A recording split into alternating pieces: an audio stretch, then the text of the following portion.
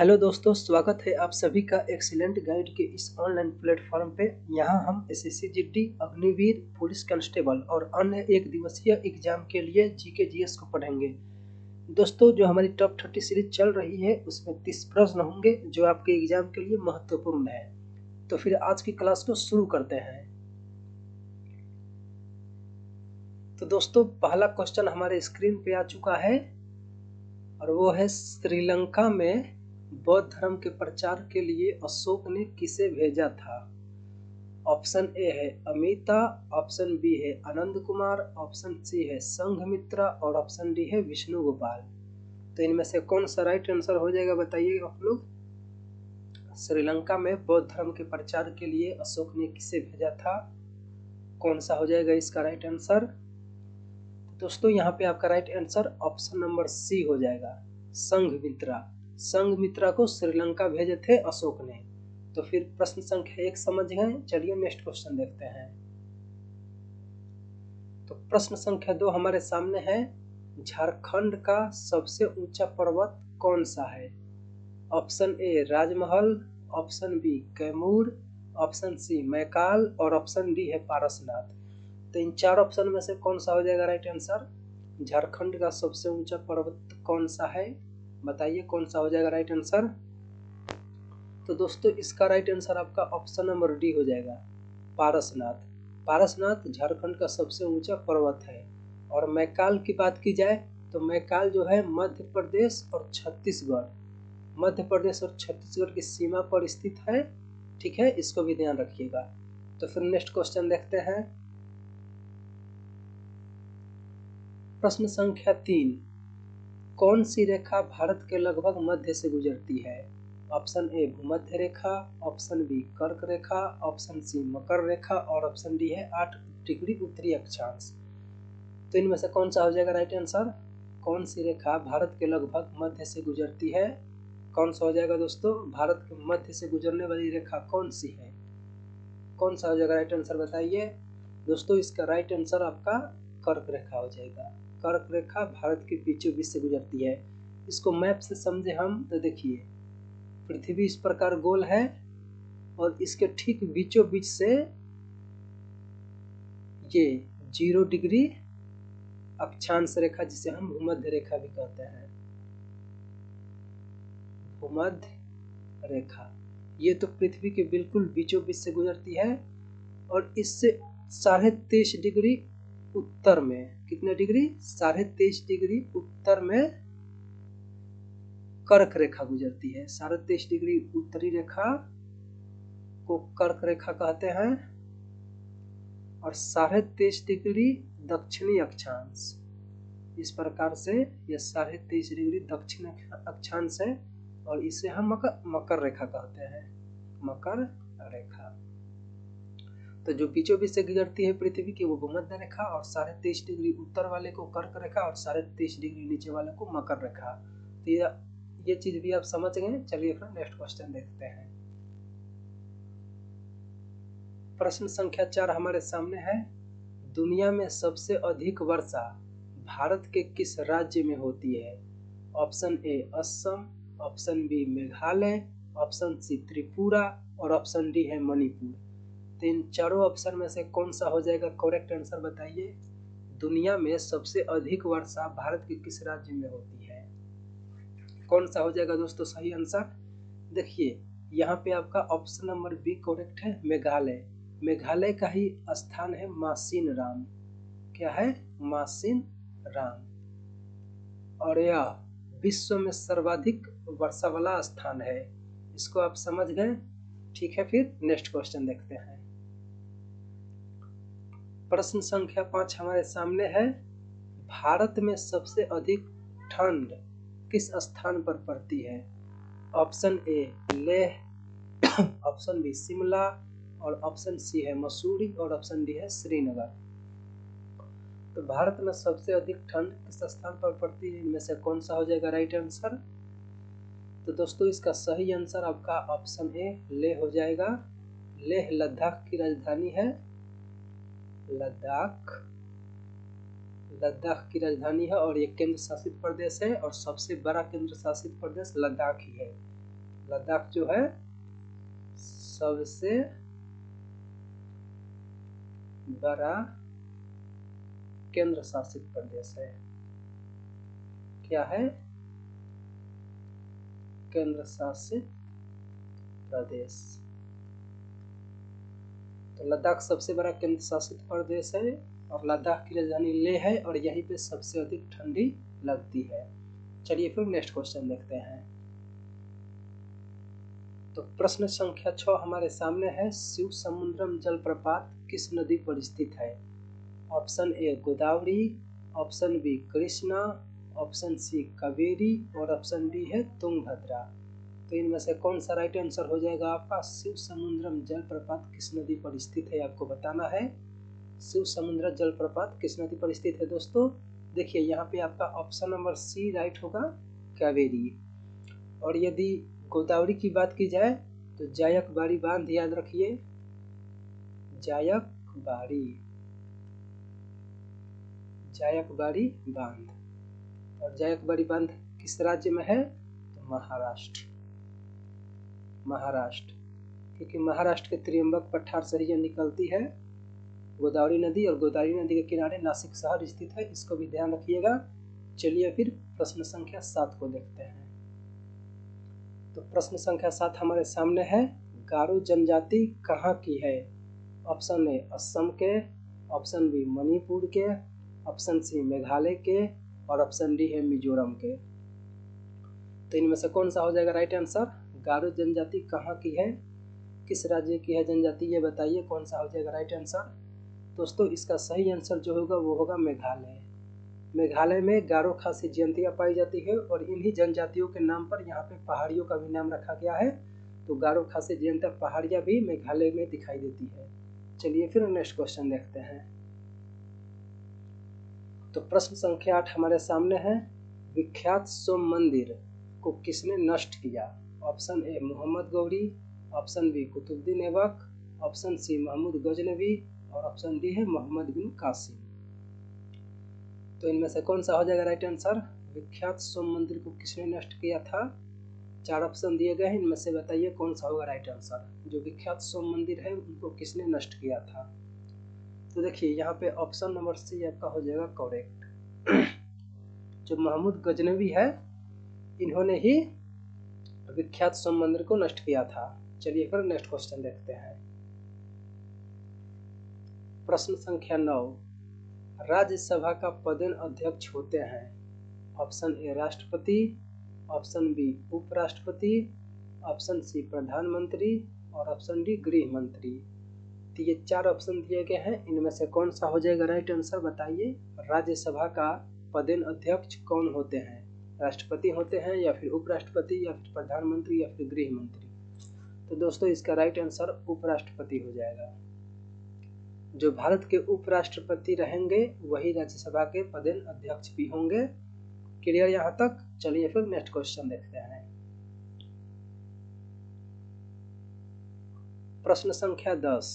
त्रिपिटक किनका धार्मिक ग्रंथ है?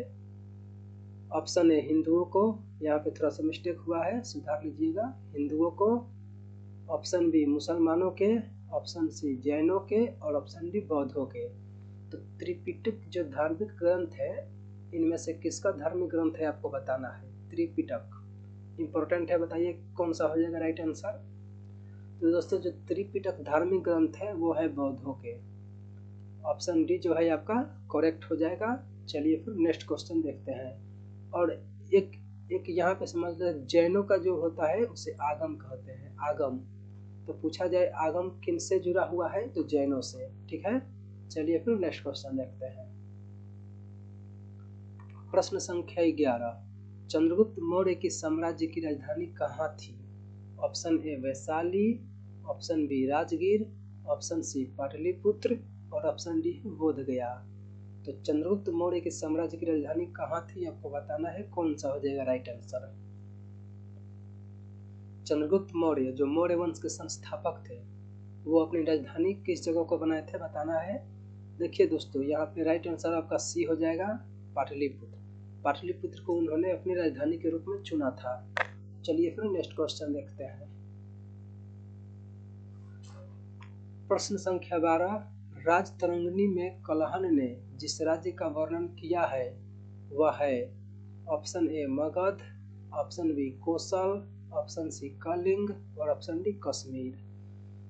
तो ये 4 राज्य दिए गए हैं और राजतरंगिणी में कलहन ने जिस राज्य का वर्णन किया है वो कौन सा है आपको बताना है। यहाँ पे कौन सा हो जाएगा राइट आंसर। राजतरंगिणी में कलहन ने किस राज्य का वर्णन किया है, तो दोस्तों यहाँ पे आपका ऑप्शन नंबर डी कश्मीर जो होगा वो राइट आंसर हो जाएगा। ठीक है, चलिए फिर नेक्स्ट क्वेश्चन देखते हैं। तो प्रश्न संख्या 13, गौतम बुद्ध का जन्म स्थान कपिलवस्तु स्थित था नेपाल में, बिहार में, उत्तर प्रदेश में और ऑप्शन डी झारखंड में। तो देखिए दोस्तों यहाँ पे पूछा गया है कि गौतम बुद्ध का जो जन्म स्थान वो स्थित था, कपिलवस्तु स्थित था, कौन सा होगा राइट आंसर। तो देखिए यहाँ पे तो आपका राइट आंसर बिहार हो जाएगा, ऑप्शन बी बिहार हो जाएगा। लेकिन अभी वर्तमान की बात की जाए तो जो कपिलवस्तु है वर्तमान में ये नेपाल में है। तो ये वर्तमान में तो नेपाल में है, क्योंकि पहले नेपाल भी भारत का ही हिस्सा हुआ करता था, तो उस समय ये बिहार में था लेकिन अब नेपाल में आ जाता है, तो इसको ध्यान रखिएगा। चलिए फिर नेक्स्ट क्वेश्चन देखते हैं। प्रश्न संख्या 14 है, अशोक महान पुत्र थे, ऑप्शन ए बिंबिसार के, ऑप्शन ए बिंदुसार के, ऑप्शन सी चंद्रगुप्त के और ऑप्शन डी कुणाल के। तो जो अशोक महान थे मौर्य वंश के तीसरे शासक अशोक महान, वो किनके पुत्र थे आपको बताना है। इन 4 ऑप्शन में से कौन सा होगा करेक्ट आंसर। किनके पुत्र थे दोस्तों, देखिए यहाँ पे ऑप्शन नंबर बी आपका करेक्ट हो जाएगा, बिंदुसार के पुत्र थे अशोक महान और वे मौर्य वंश के तीसरे शासक थे। चलिए फिर प्रश्न संख्या 15 देखते हैं। तो प्रश्न संख्या 15 है, भोर का तारा किसे कहा जाता है, ऑप्शन ए मंगल को, ऑप्शन बी शुक्र को, ऑप्शन सी बृहस्पति को और ऑप्शन डी शनि को। तो ये 4 ऑप्शन दिए गए हैं, कौन सा होगा राइट आंसर बताइए। भोर का तारा किसे कहा जाता है, भोर का तारा किसे कहा जाता है। तो दोस्तों ध्यान रखिएगा, यहाँ पे ऑप्शन नंबर बी आपका करेक्ट आंसर हो जाएगा, शुक्र को। और शुक्र को भोर का तारा के साथ साथ शाम का तारा भी कहते हैं, शाम का तारा। और क्या कहते हैं, तो पृथ्वी की बहन कहते हैं, पृथ्वी की बहन। तो आपसे पूछा जाए कि पृथ्वी की बहन किस ग्रह को कहा जाता है, तो शुक्र को, या फिर शाम का तारा या फिर भोर का तारा, तो ये भी शुक्र को। और मंगल ग्रह की बात की जाए तो इसे लाल ग्रह कहते हैं, लाल ग्रह। और बृहस्पति की बात की जाए तो ये सौर मंडल का सबसे बड़ा ग्रह है, सबसे बड़ा ग्रह, इसको भी ध्यान रखिएगा। चलिए फिर नेक्स्ट क्वेश्चन देखते हैं। सांची स्तूप किस राज्य में है, ऑप्शन ए बिहार में, ऑप्शन बी मध्य प्रदेश में, ऑप्शन सी महाराष्ट्र में और ऑप्शन डी उत्तर प्रदेश में। तो यहाँ पे कौन सा राइट आंसर हो जाएगा, सांची स्तूप किस राज्य में है आपको बताना है, कौन सा हो जाएगा राइट आंसर दोस्तों, सांची स्तूप। तो याद रखिएगा ऑप्शन बी यहाँ पे करेक्ट हो जाएगा, option B Madhya Pradesh right answer हो जाएगा आपका। चलिए फिर नेक्स्ट क्वेश्चन देखते हैं। तो प्रश्न संख्या 17, अकबरनामा किसने लिखा था, option A Abul Fazal, option B Firdausi, option C Ghazali और ऑप्शन डी है कालिदास। तो यहाँ पे राइट आंसर आपका कौन सा हो जाएगा, अकबरनामा किसने लिखा था आपको बताना है, अकबरनामा किसने लिखा था, कौन सा होगा राइट आंसर। दोस्तों यहाँ पे आपका ऑप्शन ए जो अबुल फजल है इन्होंने ही अकबरनामा लिखा था, और फिरदौसी जो ने लिखा था उसे शाहनामा कहते हैं, फिरदौसी द्वारा जो लिखा गया था वो शाहनामा और अबुल फजल द्वारा जो लिखा गया था वो अकबरनामा, इस बात को ध्यान रखिएगा। चलिए फिर नेक्स्ट क्वेश्चन देखते हैं। प्रश्न संख्या 18, आगरा जो है आगरा शहर वो किस नदी के किनारे स्थित है, ऑप्शन ए गंगा नदी, ऑप्शन बी सतलज नदी, ऑप्शन सी यमुना नदी और ऑप्शन डी सरस्वती नदी। तो आगरा किस नदी के किनारे स्थित है आपको बताना है। आप जानते हैं विश्व प्रसिद्ध जो ताजमहल है वो आगरा में ही स्थित है। तो आगरा शहर किस नदी के किनारे स्थित है आपको बताना है, कौन सा हो जाएगा राइट आंसर। तो याद रखिएगा दोस्तों, ऑप्शन सी जो है यमुना नदी, ये आपका राइट आंसर हो जाएगा। और यमुना नदी यमुनोत्री हिमनद से निकलती है, इस बात को ध्यान रखिएगा। यमुनोत्री हिमनद, बंदरपुच चोटिया से यमुनोत्री हिमनद। चलिए फिर नेक्स्ट क्वेश्चन देखते हैं। प्रश्न संख्या 19 तुलसीदास ने लिखा है। Option A Ram Katha, option B Mahabharat, option C Ramayan और ऑप्शन डी रामचरितमानस। तो जो तुलसीदास हैं वो निम्न में से कौन सा ग्रंथ लिखे हैं आपको बताना है। तुलसीदास ने लिखा है, कौन सा होगा राइट आंसर। तो दोस्तों यहाँ पे आपका ऑप्शन नंबर जो डी है करेक्ट हो जाएगा। रामचरितमानस को तुलसीदास ने लिखा था। और रामायण को किसने लिखा था आपसे पूछा जाए तो वाल्मीकि, ध्यान रखिएगा। और महाभारत पूछा जाए तो महर्षि वेदव्यास। कौन? महर्षि वेदव्यास,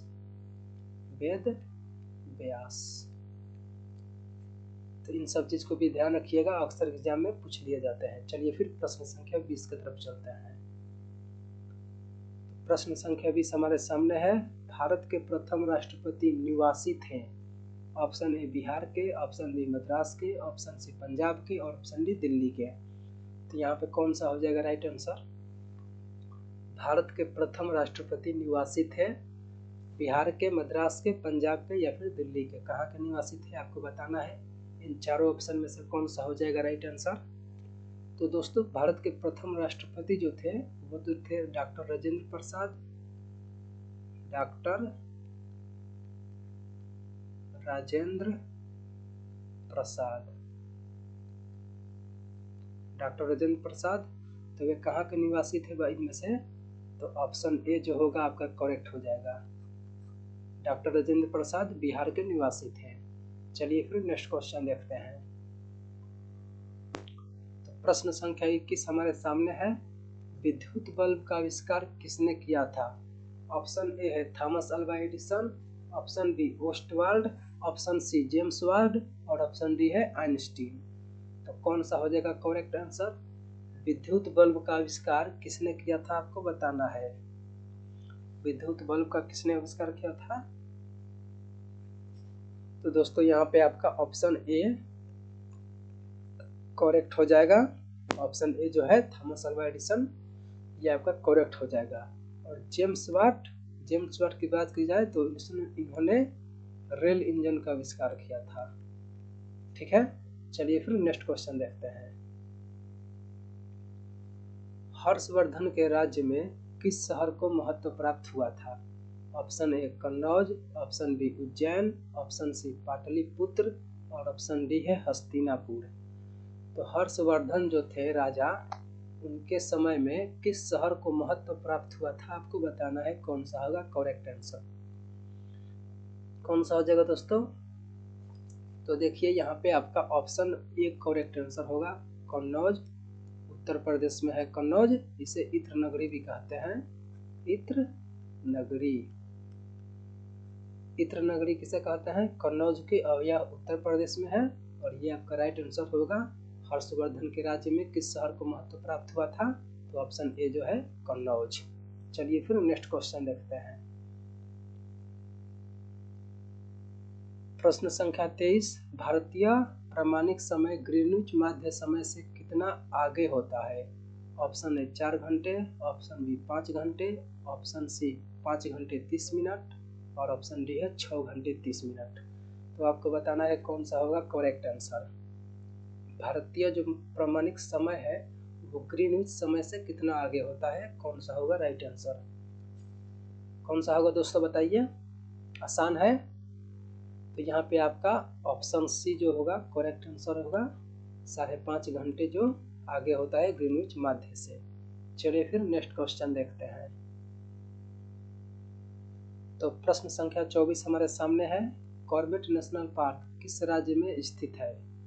ऑप्शन ए बिहार में, ऑप्शन बी मध्य प्रदेश में, ऑप्शन सी उत्तराखंड में और ऑप्शन डी है हिमाचल प्रदेश में। तो जो कॉर्बेट नेशनल पार्क है वो किस राज्य में स्थित है आपको बताना है। कौन सा हो जाएगा राइट आंसर इनमें से, कौन सा होगा दोस्तों? याद रखिए आपका ऑप्शन जो सी है उत्तराखंड में स्थित है। और इसका पुराना नाम पूछा जाए तो Hailey National Park, Hailey National Park. और हैली नेशनल पार्क का ही नाम बाद में जिम कॉर्बेट नेशनल पार्क कर दिया गया। Okay clear. चलिए फिर नेक्स्ट क्वेश्चन देखते हैं। तो प्रश्न संख्या 25 हमारे सामने, किस देश में प्रायः सबसे ज्यादा भूकंप आते हैं? Option A Iran, option B Japan, option C China और ऑप्शन डी है इटली में। तो इनमें से कौन सा हो जाएगा राइट आंसर? किस देश में प्रायः सबसे ज्यादा भूकंप आते हैं? तो इन चारों देशों में से सबसे ज्यादा भूकंप किस देश में आते हैं, कौन सा होगा राइट आंसर? तो यहाँ पे आपका option B Japan right answer हो जाएगा। इस बात को ध्यान रखिएगा। चलिए फिर नेक्स्ट क्वेश्चन देखते हैं। तो प्रश्न संख्या 26 है, डियोगो गार्सिया द्वीप किस महासागर में स्थित है? Option A Arab Sagar, option B उत्तरी ध्रुवीय महासागर, ऑप्शन सी हिंद महासागर और ऑप्शन डी है प्रशांत महासागर। तो ये 4 सागर और महासागर दिए गए हैं। तो इनमें से डियोगो गार्सिया जो द्वीप है वो किस महासागर में स्थित है आपको बताना है, कौन सा होगा करेक्ट आंसर। प्रश्न संख्या 26 का सही उत्तर कौन होगा बताइए आप लोग, कौन होगा दोस्तों? तो याद रखिएगा इसका राइट आंसर ऑप्शन सी होगा हिंद महासागर। हिंद महासागर में डियोगो गार्सिया द्वीप है। चलिए फिर नेक्स्ट क्वेश्चन देखते हैं। तो प्रश्न संख्या 27 हमारे सामने है, नाहवा सेवा बंदरगाह किस राज्य में स्थित है? Option A Tamil Nadu, option B Maharashtra, option C Gujarat और ऑप्शन डी है पश्चिम बंगाल। तो इनमें से कौन सा हो जाएगा राइट आंसर? नाहवा सेवा बंदरगाह किस राज्य में स्थित है, कौन सा होगा दोस्तों? याद रखिएगा यहाँ पे आपका ऑप्शन बी जो होगा महाराष्ट्र, ये आपका राइट आंसर होगा। तो महाराष्ट्र में नाहवा सेवा बंदरगाह स्थित है। देखिए क्या हुआ था कि सबसे व्यस्तम बंदरगाह पूछा जाए, सबसे व्यस्तम बंदरगाह भारत में, तो ये था मुंबई बंदरगाह। और मुंबई बंदरगाह जो है वह सबसे व्यस्तम था। तो इसी की व्यस्तता को कम करने के लिए, व्यस्तता कम करने के लिए, व्यस्तता कम करने के लिए नाहवा सेवा बंदरगाह का निर्माण किया गया। तो इस बात को ध्यान रखिएगा जो महाराष्ट्र में है। तो मुंबई बंदरगाह सबसे व्यस्ततम बंदरगाह जानी जाती है और इसी की व्यस्तता को कम करने के लिए नाहवा सेवा बंदरगाह का निर्माण किया गया। चलिए फिर नेक्स्ट क्वेश्चन देखते हैं। तो प्रश्न संख्या 28 हमारे सामने है, 1885 ईस्वी में भारतीय राष्ट्रीय कांग्रेस का प्रथम अधिवेशन कहाँ हुआ था? ऑप्शन ए कोलकाता में, ऑप्शन बी मुंबई में, ऑप्शन सी लाहौर में और ऑप्शन डी लखनऊ में। तो ये 4 ऑप्शन दिए गए हैं, चारों ऑप्शन में से कौन सा होगा राइट आंसर? 1885 में भारतीय राष्ट्रीय कांग्रेस की, इंडियन नेशनल कांग्रेस की स्थापना हुई थी और उसका जो प्रथम अधिवेशन हुआ था वो कहाँ हुआ था आपको बताना है, कौन सा होगा राइट आंसर। तो याद रखिएगा दोस्तों ऑप्शन बी जो होगा बम्बई, ये आपका सही होगा। ठीक है। और व्योमेश चंद्र बनर्जी थे प्रथम अध्यक्ष, व्योमेश